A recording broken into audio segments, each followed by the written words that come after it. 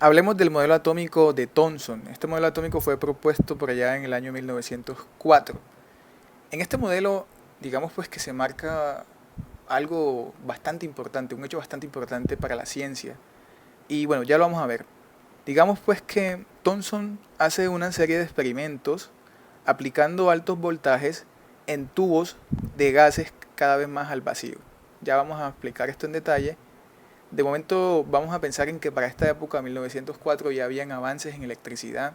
El mismo Thomson conocía de electricidad, entonces pues ya se podían hacer este tipo de experimentos donde se aplicaba altos voltajes. ¿Sí?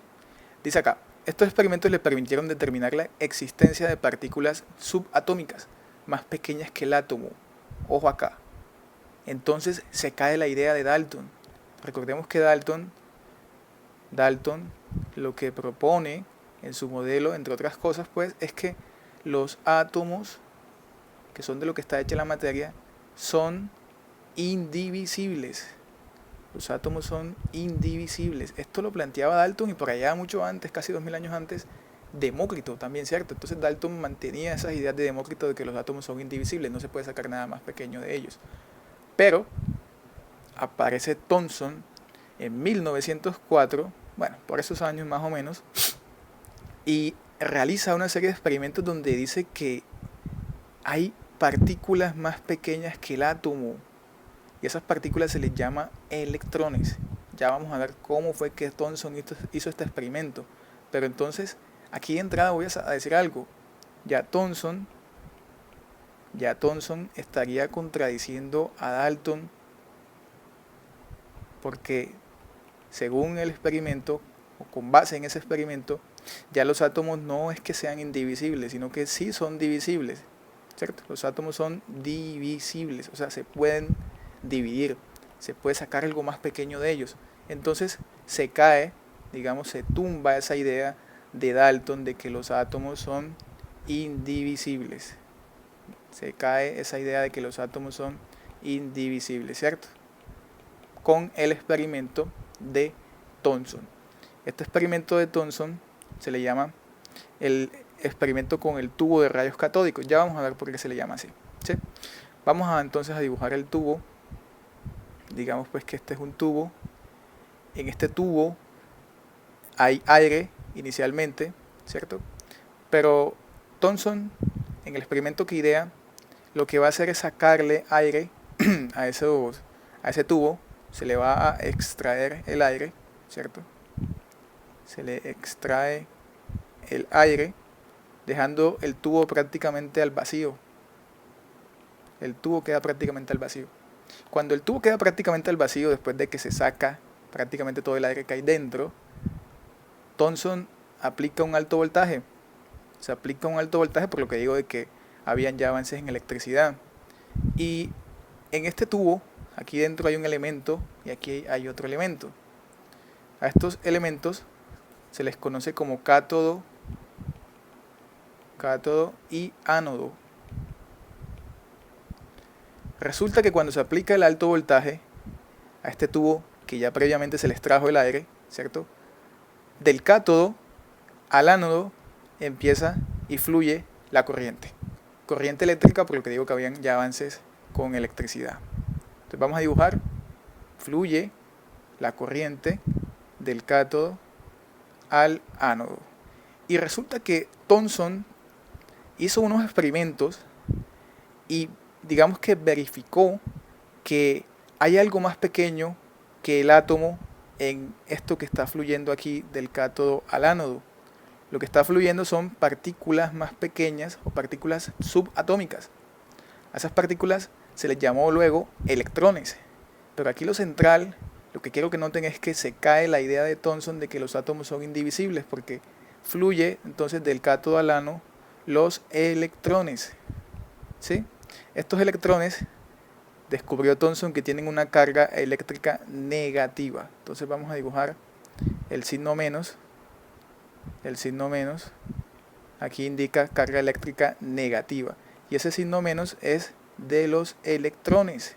Entonces vamos a dibujar acá, este signo menos es de los electrones que están fluyendo del cátodo al ánodo. ¿Sí?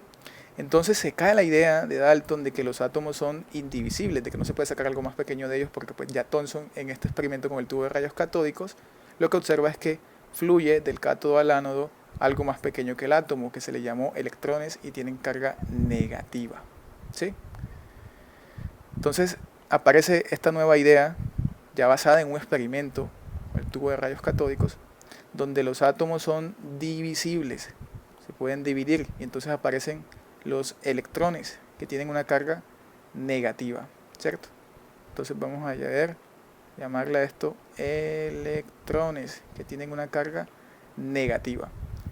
Y como ya habían avances en electricidad para ese momento, para esta época de Thomson, 1904, 1897, se sabía que la materia debía ser neutra. Entonces, esta carga negativa de los electrones debía balancearse con una carga de signo opuesto, una carga positiva. Entonces los átomos también debían tener una carga positiva, ¿sí? Digamos pues que balanceando a esta carga negativa de los electrones o haciéndole contrapeso hay una carga positiva, ¿sí? Muy bien, se cae la idea, se derrumba esta idea de que los átomos son indivisibles, desde por allá a las épocas de Demócrito. Muy bien. Entonces ya con base en esto, de que Thomson descubre que el átomo es divisible, que hay partículas negativas, llamadas electrones, y positivas, entonces él propone un modelo para el átomo. Él propone que los átomos tienen una forma, que se ven de cierta manera o que son de cierta manera. ¿Cómo los propone él? Ya resumiendo un poco todo lo que dice acá. Él propone que el átomo es como un pudín con pasas. ¿Cómo así? Pues que tenemos unas pasas, así, en un pudín. Para los que no saben qué es un pudín con pasas, imagínense una galleta llena de chips, ¿cierto? Los chips serían los electrones, en este caso las pasas del pudín serían los electrones que están incrustados en un pudín, ¿cierto? Entonces vamos a decir que los electrones serían las pasas. En esta analogía, los electrones serían las pasas, ¿cierto? Ay, las pasas serían los electrones, vamos a decir por acá. Las pasas serían los electrones, ¿sí? Con este color, las pasas serían los electrones. Y luego, en lo que están nadando las pasas serían los protones, o digamos, por ahora no protones, vamos a decirle la carga positiva, pues para ese entonces no tenían un nombre como tal. Digamos, la carga positiva, ¿sí? Sería el pudín. Entonces digamos, el pudín sería la carga positiva. Recordemos que los electrones tienen una carga negativa. Entonces los electrones están ahí incrustados en ese pudín, sabiendo pues que los electrones tienen carga negativa.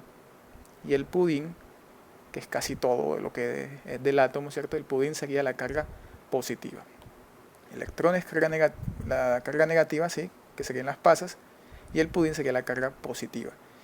Y luego ya todo, o sea, el pudín con las pasas sería el átomo. El pudín con las pasas ya sería el átomo. ¿Sí? Muy bien. Esto es básicamente lo que propone Thomson en su modelo atómico. Por acá dice también que estos electrones se movían libremente alrededor del átomo. Las pasas se movían en este pudín, ¿cierto? Y esto nace de la idea o del hecho que sucedió en el experimento o que interpretó Thomson en el experimento, que lo que se mueve libremente, ¿cierto?, del cátodo al ánodo son los electrones, y estos electrones tienen una carga eléctrica negativa. Importante entonces, con este modelo de Thomson se cae la idea de Dalton de que los átomos son indivisibles, y se cae a punta de un experimento, a diferencia de la época de Demócrito, cuando habían más que todo pues planteamientos que no estaban basados en experimentos. Muy bien, vamos entonces a ver acá lo que dice, responde las siguientes preguntas. Vamos a responder estas preguntitas para afianzar un poco lo visto en el video. Recomiendo que cuando avancemos en esto de los modelos atómicos y en general en los videos, primero respondamos las preguntas antes de pasar a otro video.